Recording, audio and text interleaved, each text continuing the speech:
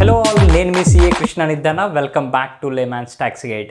As a GST A to Z సిరీస్లో భాగంగా అసలు కాంపోజిషన్ స్కీమ్ అంటే ఏంటి, ఈ కాంపోజిషన్ స్కీమ్ ఎవరికి అప్లికబుల్, ఈ కాంపోజిషన్ స్కీమ్ అనేది మనం అప్లై చేయాలంటే ఏ కండిషన్స్ జిఎస్టీలో ఉన్నాయి, అలానే రెగ్యులర్ ట్యాక్స్ పేయర్కి అండ్ కాంపోజిషన్ స్కీమ్లో ఉండే ట్యాక్స్ పేయర్కి ఉండే డిఫరెన్సెస్ ఏంటి అనేది డిస్కస్ చేద్దాం.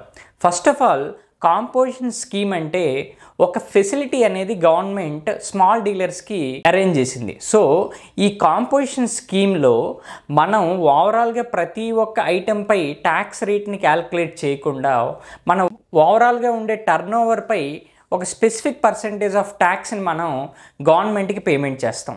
సో దీని ద్వారా మనకి ప్రతి ఒక్క పర్చేజ్ ఐటెం అలానే ప్రతి ఒక్క సేల్ ఐటెంపై ఎంత జిఎస్టీ అనేది క్యాలిక్యులేట్ చేయాల్సిన నెసెసిటీ అనేది మనకు ఉండదు. సో మనకి కంప్లైన్స్ కాస్ట్ అనేది చాలా రెడ్యూస్ అవుతుంది. ఓవరాల్గా కాంపోజిషన్ స్కీమ్ అంటే స్మాల్ ట్యాక్స్ పేయర్స్ కోసం గవర్నమెంట్ ప్రొవైడ్ చేసిన ఒక ఫెసిలిటీ. సో ఈ గవర్నమెంట్ ప్రొవైడ్ చేసిన ఫెసిలిటీ ఎవరికి అప్లికబుల్ అంటే ఎవరైతే manufacturers are traders and restaurant and service providers ఉంటారో వాళ్ళకి అప్లికబుల్. అలానే వీళ్ళకంటూ ఒక టర్న్ ఓవర్ లిమిట్స్ అనేవి గవర్నమెంట్ స్పెసిఫై చేసింది. First of all, traders, wholesalers and restaurant ఎవరైతే మీరు ఈ 3 కేటగిరీస్ ఉంటారో వీళ్ళని మనం తీసుకుంటే వీళ్ళకి మీరు 8 స్టేట్స్ అంటాం. అరుణాచల్ ప్రదేశ్, మణిపూర్, మేఘాలయ, మిజోరాం, నాగాల్యాండ్, త్రిపుర, సిక్కిం, ఉత్తరాఖండ్, ఈ 8 స్టేట్స్లో మీరు బిజినెస్ చేస్తున్నట్లయితే ఓవరాల్గా ప్రీవియస్ ఇయర్లో ఉండే టర్న్ ఓవర్ 75 lakhs వరకు మీకు ఉన్నట్లయితే మీరు కాంపోజిషన్ స్కీమ్కి కరెంట్ ఇయర్ ఎలిజిబుల్. అంటే ప్రీవియస్ ఇయర్లో మీకు 75 lakhs వరకు టర్న్ ఓవర్ ఉంటే కరెంట్ ఇయర్లో మీకు కాంపోజిషన్ స్కీమ్కి ఎలిజిబిలిటీ అనేది వస్తుంది. అలా కాకుండా ఈ 8 స్టేట్స్ కాకుండా రిమైనింగ్ ఏ స్టేట్ మన ఇండియాలో బిజినెస్ చేస్తున్నట్లయినా మన టర్న్ ఓవర్ లిమిట్ అనేది 1.5 crore అనేది ఉంటుంది. అలానే మనకి సర్వీస్ ప్రొవైడర్స్ ఎవరైతే ఉంటారో అదర్ దాన్ ది రెస్టారెంట్స్ వాళ్ళకి మనకి ఏ స్టేట్లో మీరు బిజినెస్ చేస్తున్నట్లయినా సరే మీకు టర్న్ ఓవర్ లిమిట్ అనేది 50 lakhs వరకు ప్రొవైడ్ చేశారు. అంటే ప్రీవియస్ ఇయర్లో 50 lakhs వరకు మీకు టర్న్ ఓవర్ ఉన్నట్లయితే కరెంట్ ఇయర్లో మీరు కాంపోజిషన్ స్కీమ్కి ఎలిజిబుల్. సో బేసిక్గా అందరికీ వచ్చే డౌట్, ఫస్ట్ ఆఫ్ ఆల్ ఈ ఇయర్లోనే నేను బిజినెస్ స్టార్ట్ చేస్తున్నాను కాబట్టి నాకు కాంపోజిషన్ స్కీమ్ వస్తుందా రాదా అనేది చాలామందికి డౌట్స్ ఉంటాయి. సో ప్రీవియస్ ఇయర్ మీరు బిజినెస్ చేసి ఉండరు కాబట్టి మీ టర్న్ ఓవర్ 0 అవుతుంది. సో కరెంట్ ఇయర్ బిగినింగ్లో మీరు కాంపోజిషన్ స్కీమ్కి ఎలిజిబుల్ అవుతారు. సో అలానే ఈ కాంపోజిషన్ స్కీమ్లో మనకి ఆల్వేస్ ప్రీవియస్ ఇయర్ యొక్క turnover current year scheme ఎలిజిబిలిటీని డిసైడ్ చేస్తుంది. అండ్ కాంపోజిషన్ స్కీమ్లో మీకు ఓవరాల్గా స్పెసిఫిక్ పర్సంటేజ్ ఆఫ్ ట్యాక్స్ అనేది మనం పేమెంట్ చేయాలి. ఫర్ ఎగ్జాంపుల్, మీరు ట్రేడర్స్ కానీ మ్యానుఫ్యాక్చరర్స్ కానీ అయినట్లయితే 1% ఆఫ్ యువర్ టర్న్ ఓవర్ మీరు జిఎస్టీ రూపంలో గవర్నమెంట్కి పేమెంట్ చేయాల్సి వస్తుంది. అదే మీరు రెస్టారెంట్ అయితే 5% ఆఫ్ యువర్ టర్న్ ఓవర్ గవర్నమెంట్కి ట్యాక్స్ రూపంలో పేమెంట్ చేయాల్సి వస్తుంది. అలా కాకుండా మీరు సర్వీస్ ప్రొవైడర్ అయినట్లయితే ఓవరాల్గా మీ టర్న్ ఓవర్పై 6% జిఎస్టీని గవర్నమెంట్కి పేమెంట్ చేయాల్సి వస్తుంది. సో మీ అందరికీ వచ్చే డౌట్, ఇవి లోయర్ ట్యాక్స్ రేట్స్ కాబట్టి ప్రతి ఒక్కరు కాంపోజిషన్ స్కీమ్కి అవైల్ చేసుకోవచ్చు కదా.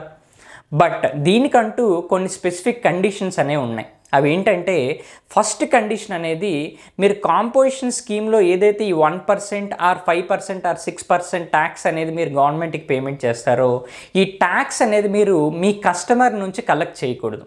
అంటే మీ ఓన్ పాకెట్స్ నుంచి గవర్నమెంట్కి మీరు పేమెంట్ చేయాల్సి వస్తుంది. అలానే సెకండ్ కండిషన్, మీరు ఏదైతే పర్చేజెస్పై జిఎస్టీ ఆల్రెడీ పేమెంట్ చేశారో ఆ పర్చేజెస్పై పేమెంట్ చేసిన జిఎస్టీని ఐటీసీ రూపంలో మీరు కాంపోజిట్ డీలర్ అయితే ఆ బెనిఫిట్ మీరు పొందలేరు.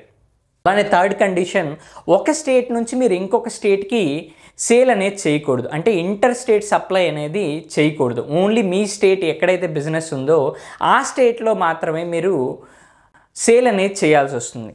ఫోర్త్ కండిషన్, మీరు ఈ కామర్స్ ఆపరేటర్స్ అంటే ఎలక్ట్రానిక్ కామర్స్ ఆపరేటర్స్ అంటారు, లైక్ అమెజాన్, ఫ్లిప్కార్ట్, మింత్రా, వీటి ద్వారా మీ గూడ్స్ అనేవి మీరు సేల్ చేయకూడదు. సో ఈ కండిషన్స్ అనేవి కంపల్సరీ సాటిస్ఫై చేయాలి. అలానే మీరు ఇన్వాయిస్కి బదులుగా బిల్ ఆఫ్ సప్లై అనే డాక్యుమెంట్ని మీరు బయ్యర్కి ఇష్యూ చేయాల్సి వస్తుంది. ఎందుకంటే మీరు ట్యాక్స్ అనేది ఎప్పుడు కలెక్ట్ చేయరు కాబట్టి.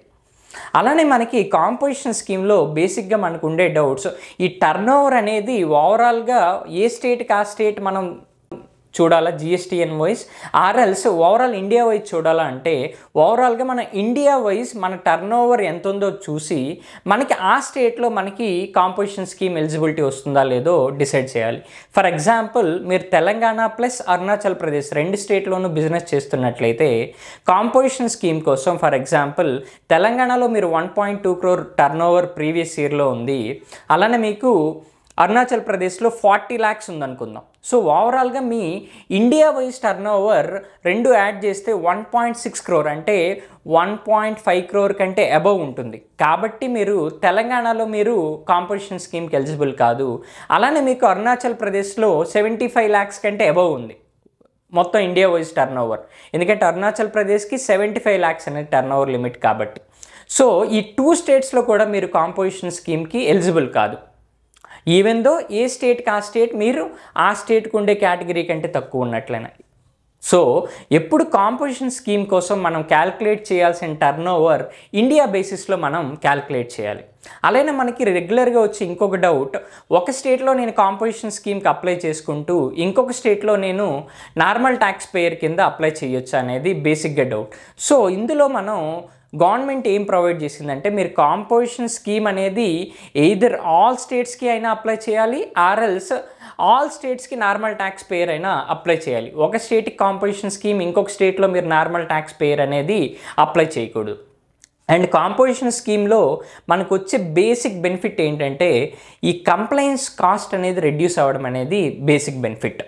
సో ఓవరాల్గా మీరు మీ turnover 1.5 crore or 75 lakhs or 50 lakhs కంటే తక్కువ ఉన్నప్పుడు డైరెక్ట్గా కాంపోజిషన్ స్కీమ్ ఆప్ట్ చేసుకోవాలా లేదని డిసైడ్ చేయకుండా మీకుండే ఐటీసీ ఎంత వస్తుంది అండ్ మీ సేల్స్ మీద మీకుండే జిఎస్టీ రేట్ అనేది ఎంత ఉంది, ఈ డిఫరెన్స్ మీకు అవుట్ ఆఫ్ పాకెట్ ఎంత పేమెంట్ చేస్తున్నారు అనేది ఎవాల్యుయేట్ చేయండి. అలానే మీరు కాంపోజిషన్ స్కీమ్ ఆప్ట్ చేస్తే డైరెక్ట్గా మీరు 1% ఆర్ 5% ఆర్ 6% ట్యాక్స్ రేట్ అనేది పేమెంట్ చేస్తున్నప్పుడు అవుట్ ఆఫ్ పాకెట్ ఎంత ట్యాక్స్ అనేది పేమెంట్ చేస్తున్నారో క్యాల్కులేట్ చేయండి. సో ఈ రెండింట్లో ఏది బెనిఫిట్ అయితే అప్పుడు మాత్రమే మీరు ఎయిదర్ కాంపోజిషన్ స్కీమ్కి వెళ్ళాలా ఆర్ఎల్స్ నార్మల్ ట్యాక్స్ పేయర్కి వెళ్ళాలా అనేది డిసైడ్ చేయాలి. దీనికి సంబంధించి ఇంకా డౌట్స్ ఉన్నట్లయితే please comment on the link below. ఈ వీడియో మీకు యూస్ఫుల్ అయినట్లయితే please like, share and subscribe my channel. Thank you all.